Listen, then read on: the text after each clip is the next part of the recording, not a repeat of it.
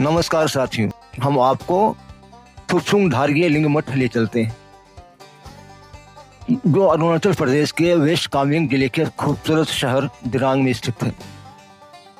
थुपसुंग धारगीय लिंग मोनेस्ट्री की यात्रा पर यह सिर्फ एक बौद्ध मठ नहीं बल्कि शांति, आध्यात्मिकता और हिमालयी संस्कृति का अद्भुत संगम है।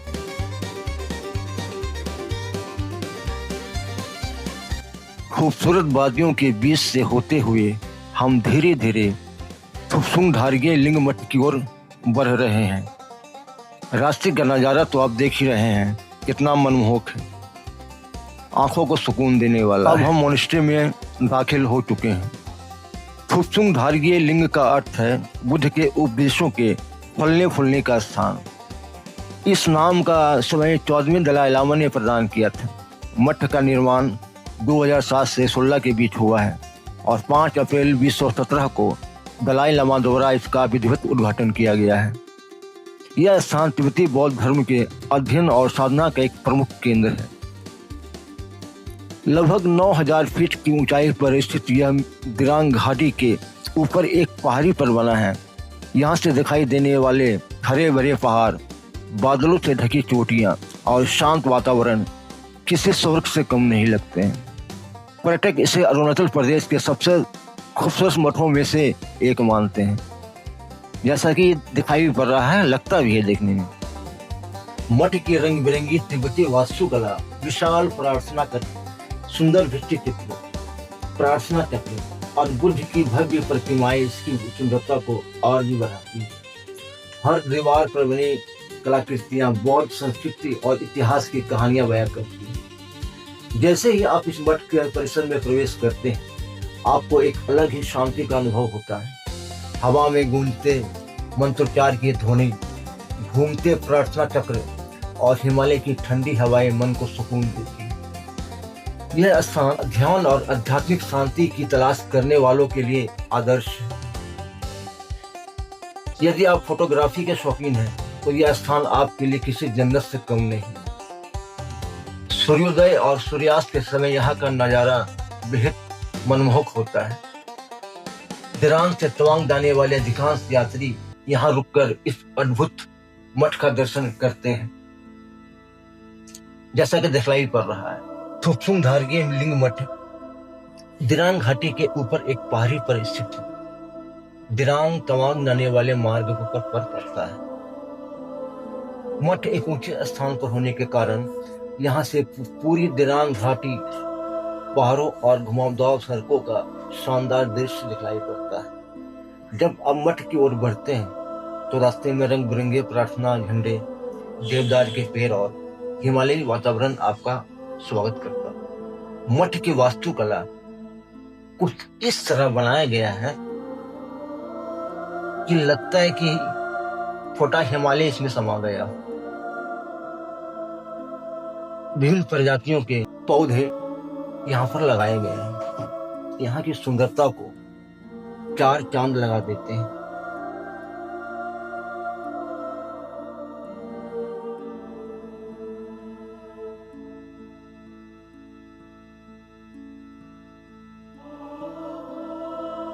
आइए अब आपको हम मठ के अंदर ले चलते हैं। अंदर की सुंदरता को शायद हम शब्दों में बयान नहीं कर सकते हैं। सामने भगवान बुद्ध की प्रतिमा, लगता है जैसे सोने का बनाया गया। दीवारों पर उकेरी गई भित्ति चित्र कुछ अलग सा एहसास कराता है। सामने विशाल हिमखंड तो दिखाई नहीं पड़ रहा है, लेकिन हिमालय की शोभा देखते ही बनती है। मठ से अगर आप 360 डिग्री में देखेंगे तो ऐसा लगेगा हम कहाँ पहुंच गए हैं। मठ के गलियारे हो, मठ के अंदर हो, यहाँ की शांति में आप बैठकर मेडिटेशन भी कर सकते हैं। शायद ही ऐसा वातावरण आपको कहीं मिलेगा। यहाँ की अद्भुत शांति और सौंदर्य,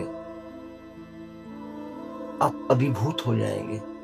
साथ ही आपको याद रखना है कि अपने विचार को यहाँ पर लिखना है।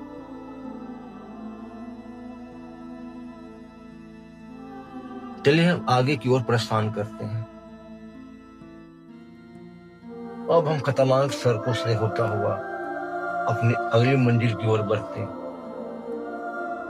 सड़कें कहीं बीच बीच में खराब है या कहीं मरम्मत का काम चल रहा है, लेकिन एक बात अच्छी है कि यहाँ की ट्रैफिक वन वे नहीं। दोस्तों, आज हम खड़े हैं अरुणाचल प्रदेश की उन पहाड़ियों के बीच जहां 1962 के भारत चीन युद्ध में भारतीय सैनिकों ने अद्भुत साहस और बलिदान का परिचय दिया था। यह सिर्फ एक युद्ध भूमि नहीं, बल्कि वीरता, देशभक्ति और त्याग की जीवंत कहानी है। आज हम जानेंगे सेला वॉरियर्स, नूरा नांग की लड़ाई और न्यूक माडुंग वार मेमोरियल म्यूजियम के बारे में।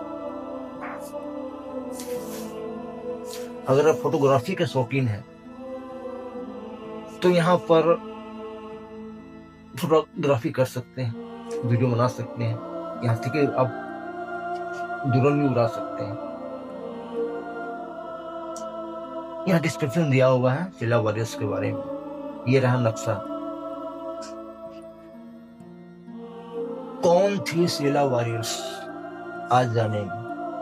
1962 के भारत चीन युद्ध के दौरान भारतीय सेना के जवान जसवंत सिंह रावत नूरानांग क्षेत्र में चीनी सेना का सामना कर रहे थे।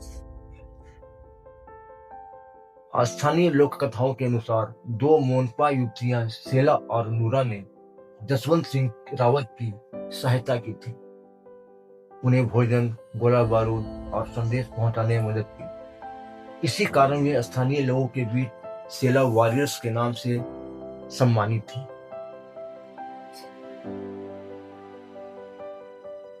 अद्भुत नजारों का आनंद लेते हुए अब हम म्यूजियम की ओर बढ़ते हैं।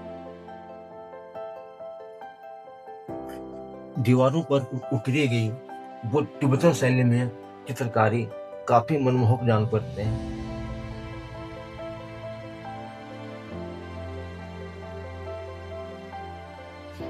युद्ध में इस्तेमाल किए गए विभिन्न प्रकार के हथियार को आप यहाँ पर देख सकते हैं तथा उन वीर योद्धाओं का नाम भी यहाँ पर लिखा हुआ आपको मिलेगा।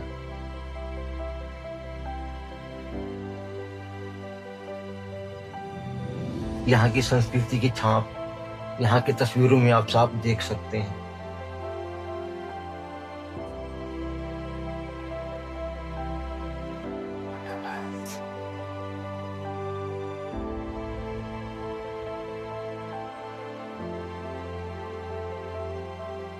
यह तस्वीर हमें 1962 की याद दिलाती है कि लोगों का रहन सहन उस वक्त कैसा था, खान पान कैसा था, लोगों के जीने का ढंग कैसा था, उनके द्वारा इस्तेमाल किए गए बर्तनों को आप देख सकते हैं।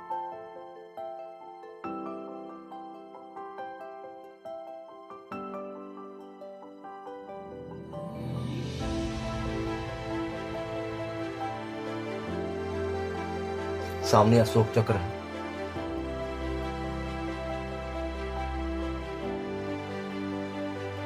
हिंदू में इस तरह के दरवाजे को गोपुरम कहा जाता है। परंपरागत हथियार, तीरा धनुष, परंपरागत पोशाक,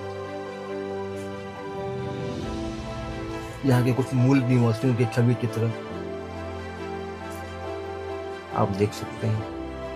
यह जो तस्वीर आप देख रहे हैं ये उन लोगों का है जिन्होंने 1962 की लड़ाई में भारतीय सेना को मदद की थी। अगर ये लोग मदद नहीं करते तो हमारी स्थिति और भी बुरा होता। शायद आपको मालूम नहीं हो या मालूम हो, चाइनीज सेना 1962 की लड़ाई में तेजपुर तक चला आया था।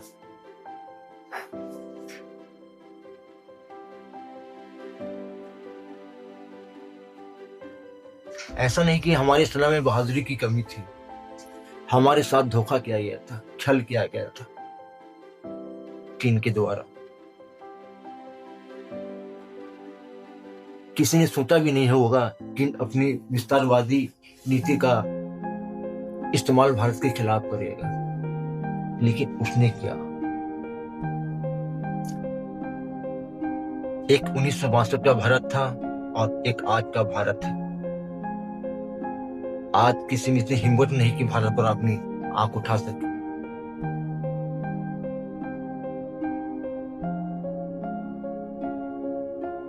आज हमारा देश 1962 का भारत नहीं रहा।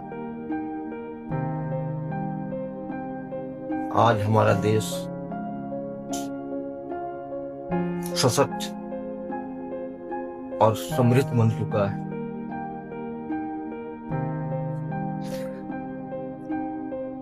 लोगों के द्वारा घरेलू इस्तेमाल की चीजें यहाँ पर रखी गई हैं।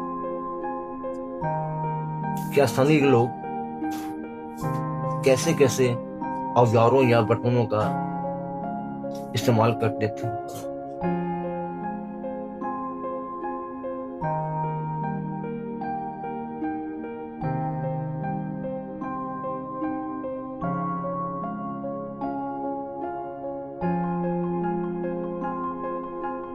रंग बिरंगे पोशाकें, तलवार और भाले,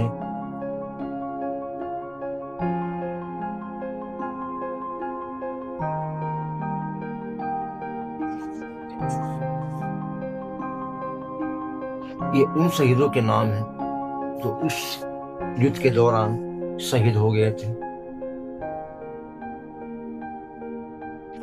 आज हम सेना वॉरियर्स के शहीदों को नमन करते हैं।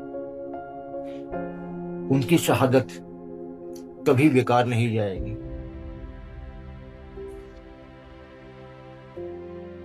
सेना वॉरियर्स के ठीक सड़क के पार आप वहां के होटल में जलपान वगैरह भी कर सकते हैं।